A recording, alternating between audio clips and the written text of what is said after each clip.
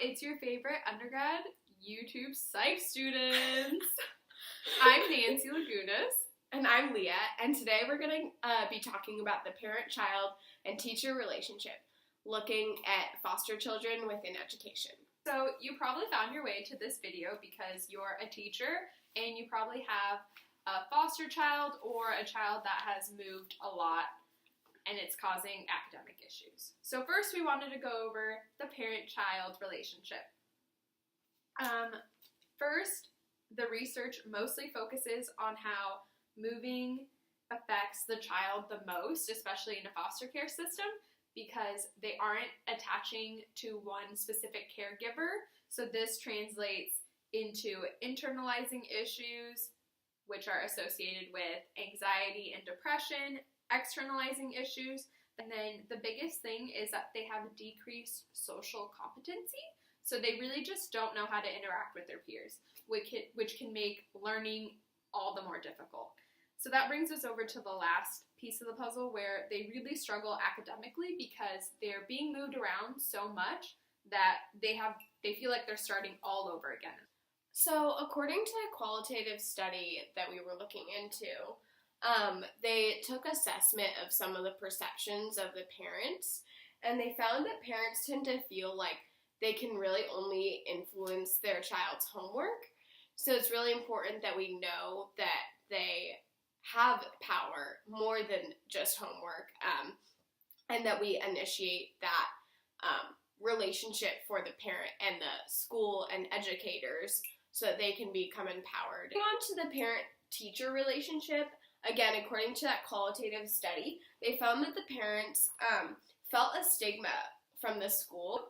With that, the parents often were initiating the school and parent relationship to get their needs met for their foster child, especially when a lot is going on. That can be really hard for them because there's so much going on in this foster kids' lives and in their own lives that it's a lot of work for these parents to initiate that relationship with the school. The last relationship we wanted to go over was the teacher-child one because it's very important, especially if you're a teacher and you're dealing with these issues in the classroom. So first, research has shown that the teacher-child relationship can actually become a protective factor for the child. And when the teacher takes that extra step and forms a better relationship with the child, we actually see that this is associated with less externalizing issues. So the behavior problems in the classroom tend to go away.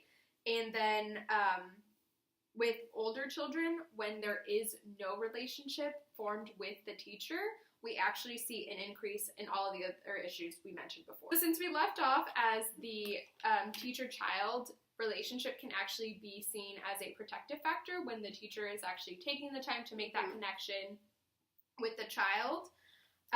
With that, we wanted to go into our call to action to you teachers viewing.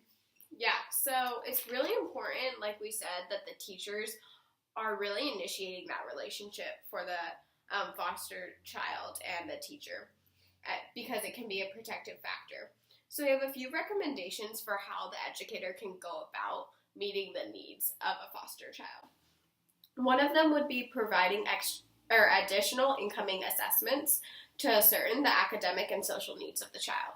So it's just super important. We're focusing on knowing where that foster child is coming from, especially because they're oftentimes moving around from different districts. So first of all, knowing where they're at and then meeting them there is super important. Another point that we had was just really letting the foster families know about the school counselors that are available to them and other services that they can be using through the school to help them as they're transitioning and trying to help this child out. One specific way that foster parents can hear about the services that are offered by a school is just printed out handouts sent home with the foster children.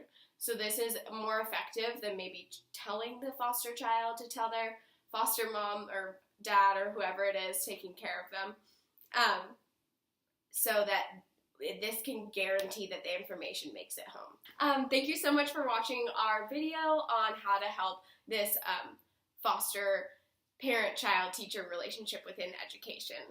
We really hope that you can take some of our suggestions and implement them into your real lives.